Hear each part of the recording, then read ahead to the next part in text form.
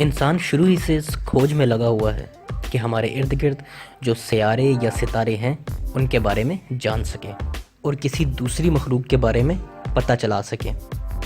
اس کھوج کا زیادہ تر کام اسپیس ریسرچ پر مشتمل تھا۔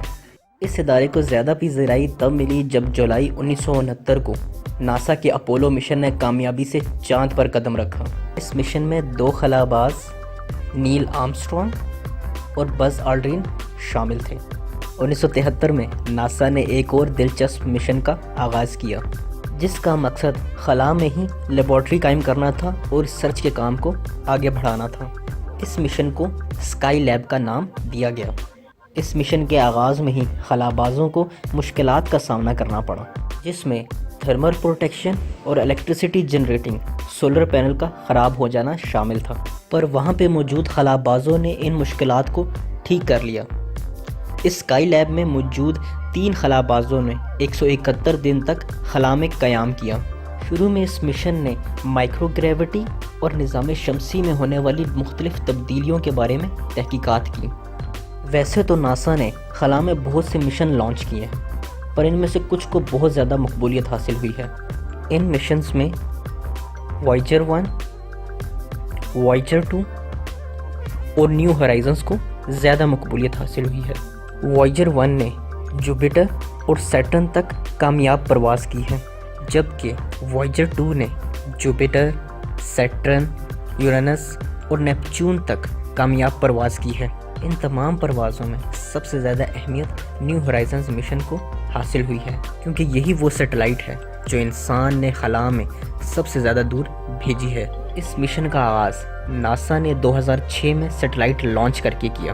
اس مشن کا مقصد پلوٹو کے بارے میں معلومات اکٹھی کرنا تھا۔ پلوٹو نظام شمسی کا آخری سیارہ ہے اور زمین سے پلوٹو تک کا سفر بھی بہت طویل ہے۔ اس کے ساتھ ہی 14 جولائی 2015 کا وہ دن آیا جب یہ سیٹلائٹ پلوٹو کے پاس سے گزری۔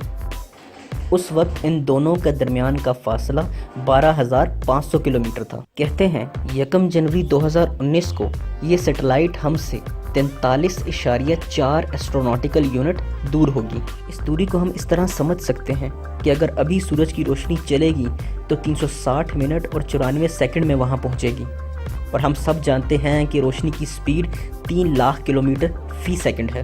اس کے علاوہ ناسا موسمیاتی تبدیلیوں پر بھی ریسرچ کا کام کرتا ہے۔ امریکہ کے موجودہ صدر ڈونلڈ ٹرمپ نے اس ادارے کو کہا ہے کہ ناسا کو اپنا زیادہ تر فوکس اس ریسرچ پر کرنا چاہیے اور موسمیاتی تبدیلیوں اور اس پہ ریسرچ کا کام نوا ادارے کو منتقل کر دینا چاہیے۔ جیسے جیسے وقت گزرتا جا رہا ہے، ریسرچ کے کام میں بھی جدت آتی جا رہی ہے۔ ان سب کے ساتھ ساتھ ناسا مریخ پر بھی ریسرچ کا کام کر رہی ہے۔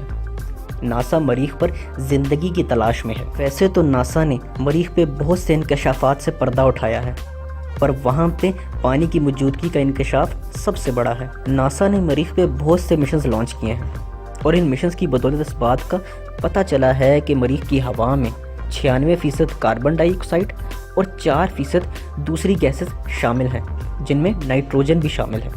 ویسے تو انسان نے اس کائنات میں بہت سے رازوں سے پردہ اٹھایا ہے، پر ابھی بھی بہت سے رازوں کا کھلنا باقی ہے۔ لگتا ہے کہ جن چیزوں کے بارے میں ہم آج غافل ہیں، مستقبل قریب میں ہم ان سے واقفیت حاصل کر لیں۔